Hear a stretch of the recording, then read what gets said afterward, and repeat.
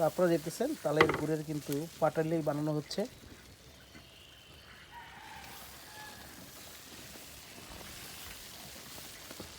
চিনি মুক্ত তালের গুড়। তো তালের গুড়ে কিন্তু অনেক উপকার রয়েছে। একে কিন্তু আপনার প্রকৃতির পরিষ্কারক বলা হয়।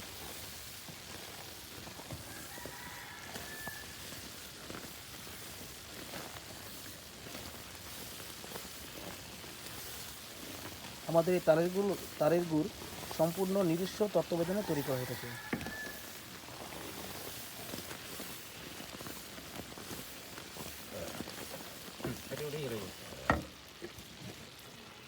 কানায় রাখো মিলো মিলো মিলো শক্ত করে দিতে।